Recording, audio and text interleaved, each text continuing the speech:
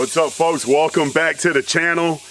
Before we even get this started, I'm just going to tell you guys right now, we're going to have a lot of airplane traffic. Today is 4th of July, and a lot of these guys, for some reason, a lot of these private ranches here, they got their own little airstrips, and they fly their planes and their helicopters a lot on 4th of July. Two is the cicadas. We're not going to be able to avoid these guys because I don't want to go out in the sun and burn up. But a fun fact for you guys, these are the loudest bugs in the world. And the African cicadas can get up to 107 decibels. Not sure about the Texas cicadas, but they're extremely loud, and the copperheads love them. So if you know these things are in your trees at nighttime, look at the base of the trees, and I guarantee you'll see some copperheads on it. This is nothing that I've always known. I just recently learned about this, so don't think I'm some type of genius, all right? Let's talk about the rifle. All right, so what we have here is a 22-250. It's one of my most recent builds, and we have another rifle that we just recently got built as well too, and we'll do another video on it. What I want to do here is just a breakdown, okay? I know a lot of people get frustrated with some of my content, and I want to switch it up a little bit, and I want to explain to you guys what I'm doing here, okay? I am not a long-range competition shooter. I'm not a guy that cares too much about chronos. I'm not going to put a day optic on here and waste a bunch of money on low development and getting groups for you. I just got to be 100% with you guys. I love badass bolt guns. I throw a thermal on it and I want to go hunting. That's all I care about. So if you're that guy that wants all types of information and low development, and you want chronos and you want all this, this is not going to be the YouTube channel you want to listen to. I'm the guy that's using this shit to go hunt, and that's all I care about. I just want to slay with badass guns. All right, so that's out there. I just want to get that out there because I see it in the comments and I can tell these guys are frustrated, and I'm just not that person. I just don't care, to be honest with you. I just want to slay. I want to give mad props to Ballistic Specialties out of Batesville, Arkansas. Hunter, to be exact, up there. He reached out to me and said, man, I want to build you a bolt gun. And I said, let's do it. He's a big time varmint hunter. He loves guns. He loves bolt actions. He was just really, really excited to see me run bolt guns this year. And I told everybody, I said, this is going to be the year of the bolt guns. And he says, what caliber would you like to build? And so I was going back and forth, and we're going to talk about this probably later on in the video if I remember. But as you know, I was shooting a lot of grind hard ammunition, so I really wanted to stick with what grind hard was providing. But at the end of the day, I really wanted something that was going to be extremely effective on the coyotes. I wasn't too worried about the pigs because I have pig guns. But I really wanted something that was going to be effective on the coyotes. My buddies that I hunt with locally, they shoot a lot of 243. And I really didn't want to jump on that little train with them with the 243s. I wanted to be the different guy in the group. Yes, the O'Neill Ops crew, they run a lot of 250s. This isn't why I got a 250. If you follow me on IG, you know I shared it. I shared a throwback photo. Was like 18 years old, and I was slinging I was slinging the 250 back then on a BDL. And you know, one of the craziest hunts I've ever had with that 250 was in this field right here.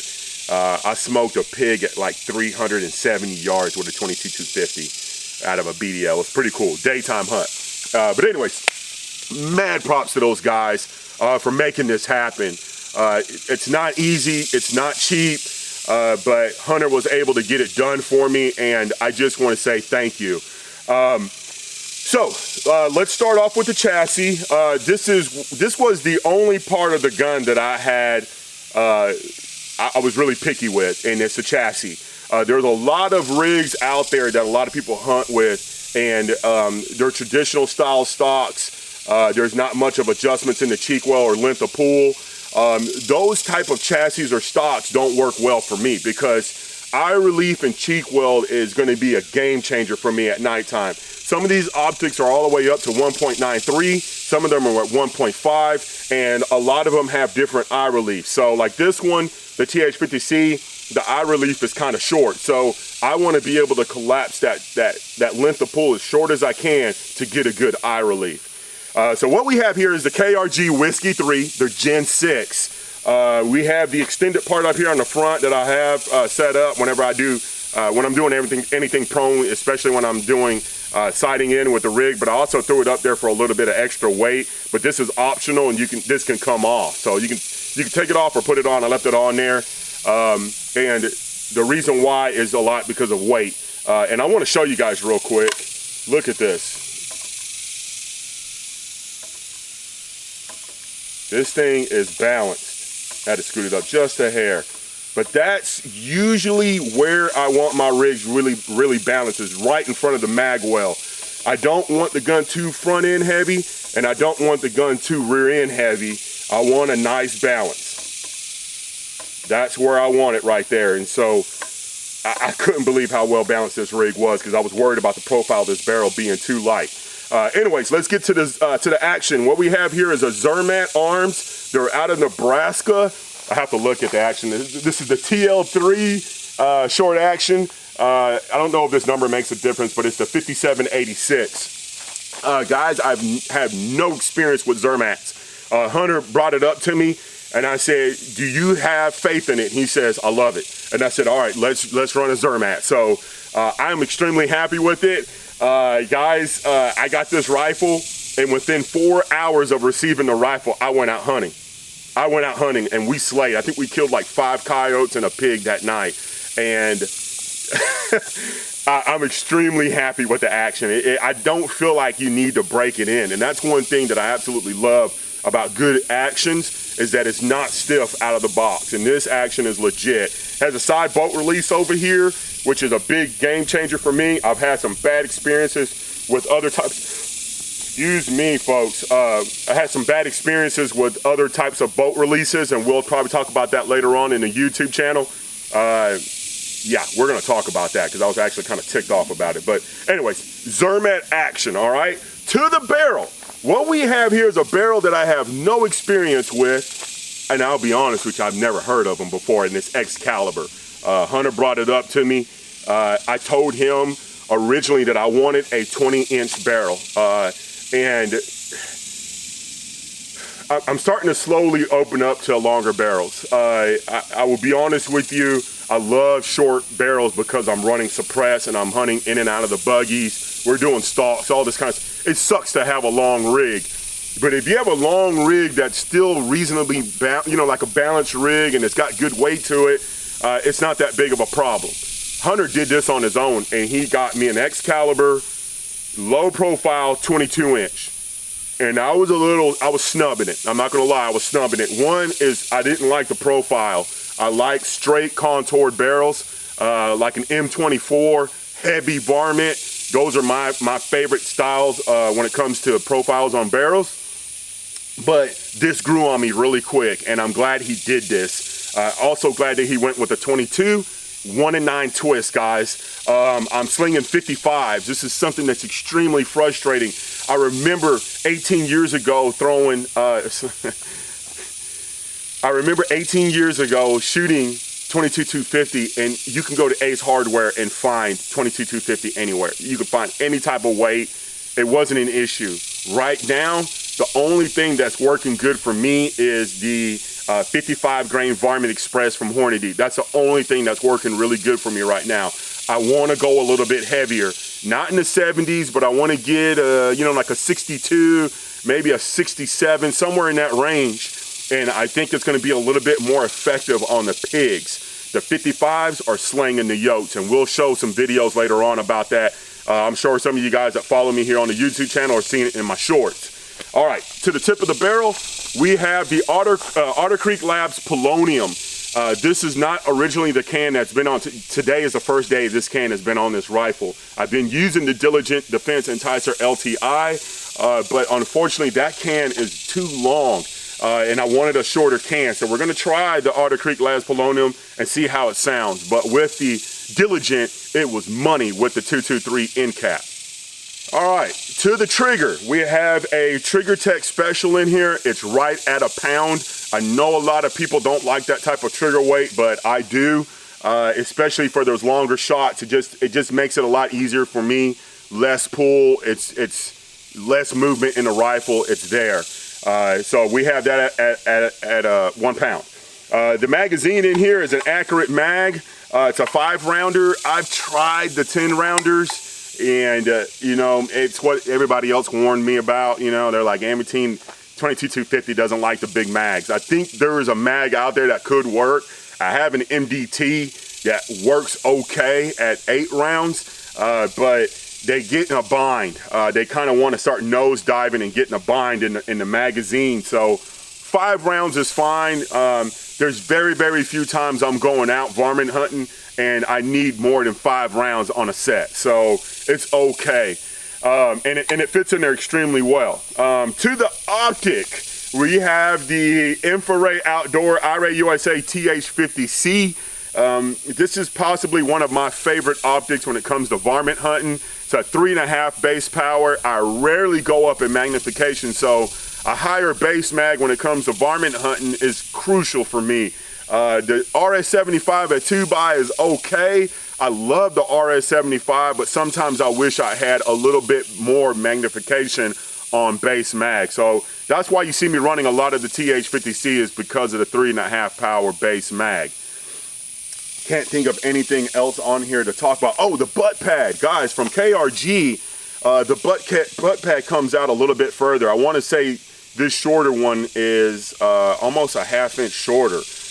But I did that because I wanted the perfect eye relief with the TH50C. I could have brought the scope back a little bit, but I'm kind of a cosmetic guy and I like things looking balanced, so I left the scope where it is. And I just ordered a different butt pad from KRG and I put that on here so it can make it a little bit shorter. The chassis overall is okay. I'm not saying it's the best of the best. I do like it. It's not comfortable. This is a hard plastic right here, so I'm gonna have to get me a Y-bad cheek pad here. The grip, it has a really good feel to it. It's really fat and wide. There's a nice spot here for your thumb to rest. It's ambidextrous, so you know, if you're a lefty, you got room over here. The grip could be a little bit longer, and I mean a 1/2 inch, maybe a 1/4 inch longer down here, but there isn't much room here. And if I was just to move my hand down just a little bit, the lower part of my palm is just hanging. So I got big hands, so I really can't complain. But other than that, I absolutely love the rifle, guys. I can tell you right now, just from shooting it with thermal, this is a 1/4 MOA gun. And I know it can do a lot better if we find the right load for it. This is a laser, and I found out really quick when I went out hunting with it the first night. A little bit of in the field experience, guys. I will say this, this is a great cartridge on varmints, and I know there's folks out there hunting bigger game with it. I know there's people deer hunting. I know a lot of pigs have been killed with 22-250, but for me, if I know we're getting into a situation where there's a bunch of pigs, this is not the rifle I want to take out there. I got other bullets that can take care of business a lot better. The first night I went out with it, we were trying to set up the e-collar. I had my rifle barely even set up on a tripod, and a pig popped out. Chris said, shoot him. I shot that pig 4 out of 5 times. I connected 4 times on that pig. I'll share the video in the next YouTube vid I'm gonna do here on the 22-250, but he just soaked it up, and I had some good shot placements on that pig, and he just soaked it up. A lot of that has to do with the bullet weight. You know, this 55 at Varmint Express, that's a bullet that's really designed for varmints and smaller game.